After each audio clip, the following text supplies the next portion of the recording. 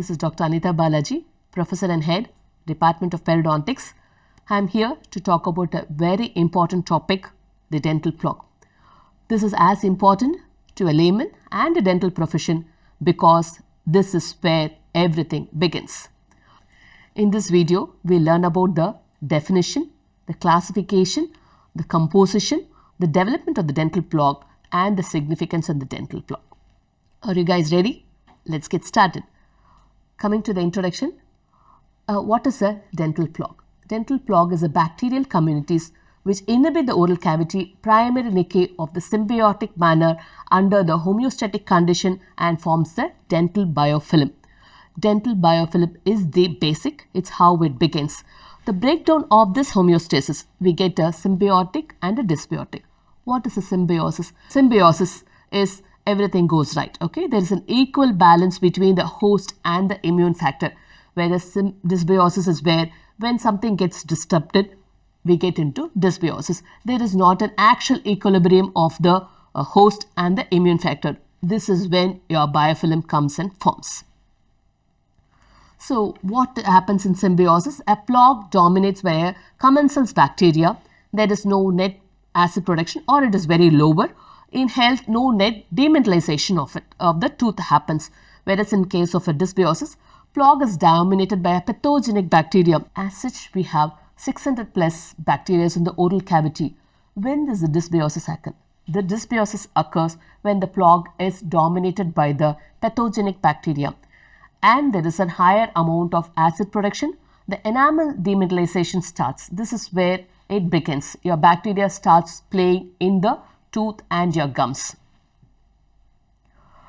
Coming to the historic background, how it started. In 1684, it was Anton van Leeuwenhoek who first identified bacteria from a dental plaque using a simple microscope on the tooth surfaces. Then came in 1800, the Robert Koch, whose father, we know that developed the nutritional medium for this isolation and the growth of this bacteria. Later in 1897, Leon Williams described the dental plaque as a gelatinous accumulation of these bacteria. In 1943, Claude and Zobel described the characteristic of these microbial community. Costedin has coined the term as a dental biofilm. This is very important as an MCQ point of view. So learn this. Costedin was the one who coined the term dental biofilm. Why is this plaque getting so much of attention? Why it's so much hype? Because when this plaque mineralizes, it becomes a calculus.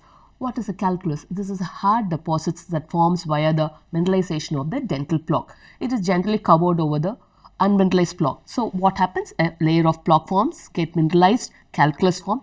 Then it forms a base layer for it then to accumulate more of this plaque. So again that forms a platform or the base for forming more of plaque accumulation, thereby more of microbiomes and the pathogenic bacteria gets accumulated. So we'll come to the definition now. Okay, end of the day, definitions are important. We have to learn about these definitions. According to Bowen et al., the dental plaque is defined as a clinically as a structured, resilient, yellowish grey substance that adheres tenaciously to the intraoral hard surfaces.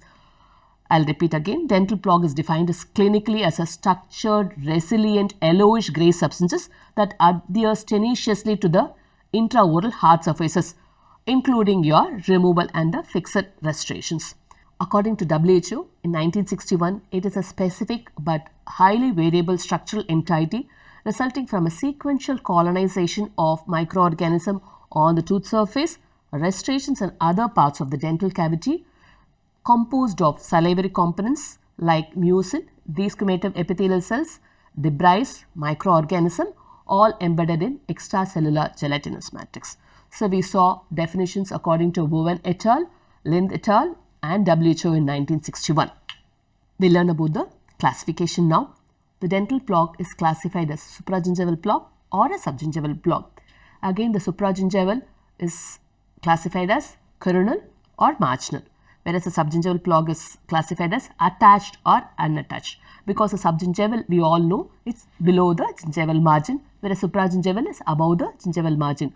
Okay, again the attached plaque is classified as tooth associated or a tissue associated basically where it is getting attached. So we'll go back. The dental plaque is classified as supragingival, subgingival. Supragingival is above the gingival margin, subgingival is below the gingival margin. Supragingival is coronal and marginal, whereas subgingival is attached or unattached. Again, that attached plaque is classified as tooth associated or a tissue associated one. Moving on, we learn about the supragingival plaque. As we all know, supragingival plaque is above the gingival margin. It is demonstrated as stratified multi-layered accumulation of bacterial morphotypes. It is composed of gram-positive one and short rods are mostly seen in the tooth surfaces. In the outer surface of the matured plaque, a gram-negative rods, filaments and spirochetes are mostly seen. This can cause a dental caries and gingivitis because it's above the gingival margin attached to the tooth surfaces. It is firmly adherent to the plaque matrix. Now we learn about the subgingival plaque. As we all know, it is found below the gingival margin between the tooth and the gingival pocket epithelium. So this subgingival plaque, when gets progressed, causes your pocket, your periodontal pocket. The composition of the subgingival plaque depends upon the pocket depth and differs from the supragingival by the local availability of blood products and the redox potential. So it is again the apical part colonized mostly by the spirochetes, cocci and rods, and the coronal part mostly by the filamentous. This causes gingivitis and periodontitis. So we all know as this progresses, deepens the pocket. The migration of the epithelium occurs and deepens the pocket, causes progression of gingivitis to periodontitis. Adherence of less pronounced with more of motile forms. Now we'll discuss in detail about the composition of dental plaque. Dental plaque is primarily composed of microorganisms within the intracellular matrix. The intracellular matrix contains organic and inorganic material which is derived from the saliva, GCF, that is your gingival crevicular fluid, and the bacterial products. Okay.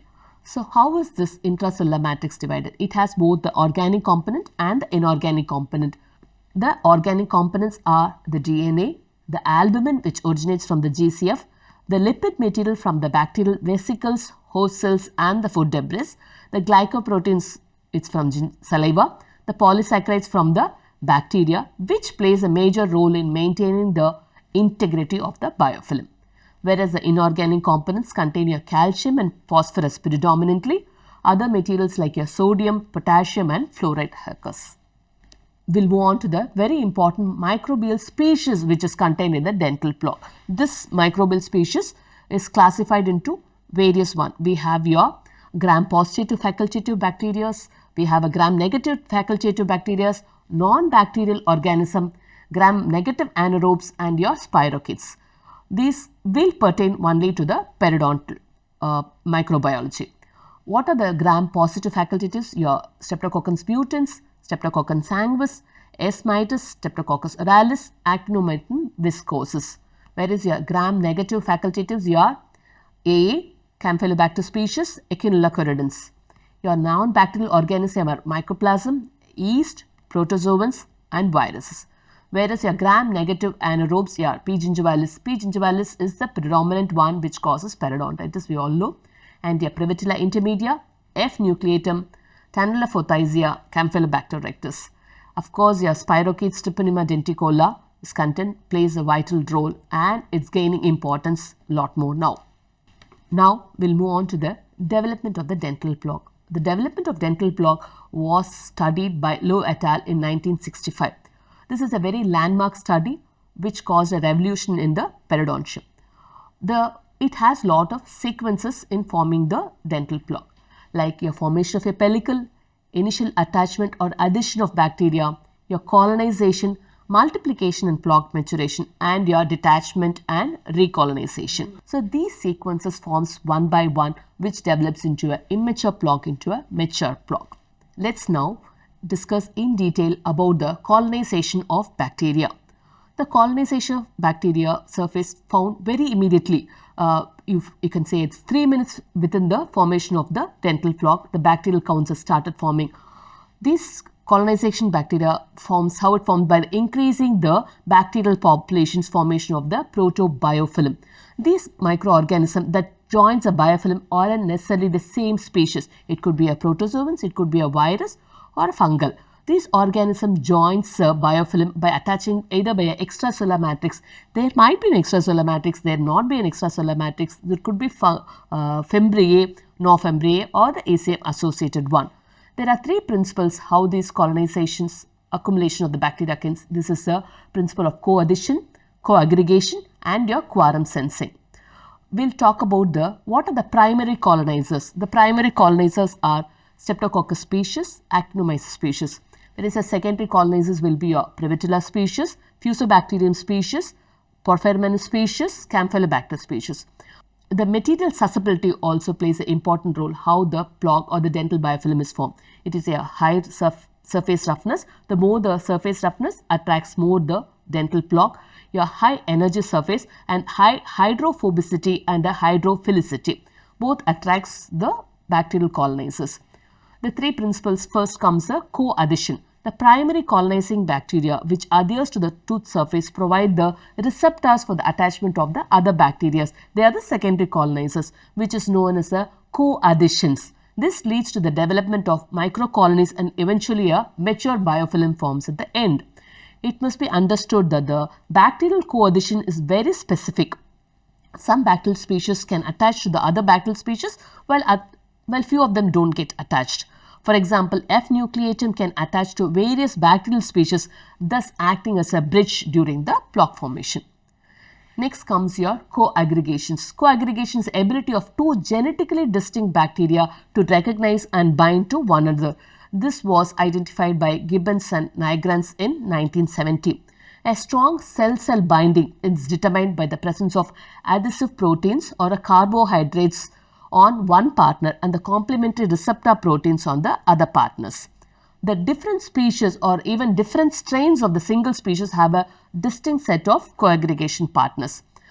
We have an example like a Fusobacterium co-aggregates to all human oral bacteria, okay, and also the Venula species and a Prevotella species bind with Streptococcus or Actinomyces species. The secondary colonizers such as Prevotella intermedia, Campylobacter species, F nucleatum do not initially colonize clean tooth surface but rather adhere to bacteria that has already been formed. So during the later stage of plaque formation, the co-aggregation among different gram-negative species is likely to predominate. Now we'll go to an important topic of quorum sensing. This is how the one bacteria attracts another bacteria. They send signals to get attracted. So the quorum sensing appears to play a very diverse role in modulating the expression of genes for the antibiotic resistance. So once a bacteria secretes a signaling molecules that accumulates in the local environment and triggers a response such as change in the expression of the specific genes. So once this threshold is reached, okay, we call it as a high cell density volume. The signal molecules which is used for this communication is called as a auto-inducers, owing to the origins inside the bacterial cell wall. So when the desired response can be arrived by attainment of quorum employing the auto-inducer, this is labeled as an auto-induction. Okay. So now we'll go to the various hypotheses, microbial specificity of the periodontal disease. The microbial specificity of periodontal disease, we have lot of hypotheses. We have a non-specific plaque hypothesis, specific plaque hypothesis, ecological plaque hypothesis, keystone pathogens and a unified theory. So it was Sokransky et al. In 1998 analyzed more than 30,000 plaque samples and found that only 40 subgingival microorganisms using the DNA hybridization methodology. He described the 5 bacterial complexes by dividing into various colored ones categorized. So the categories are based upon the pathogenicity of the bacteria and their role in the development of bacteria.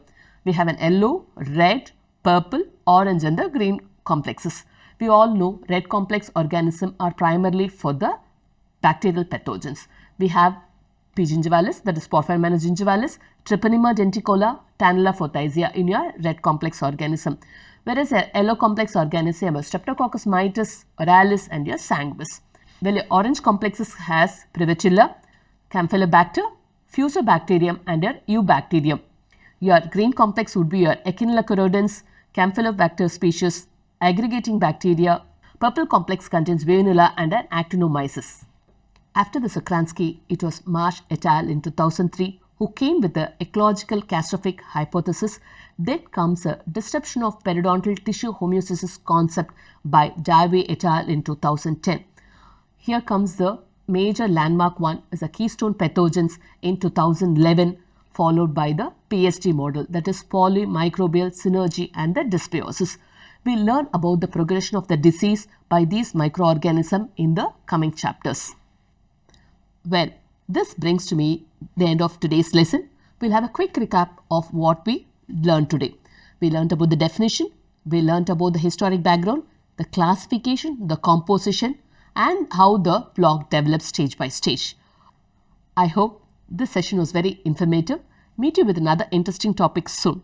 This is Dr. Anitha Balaji signing off for the day.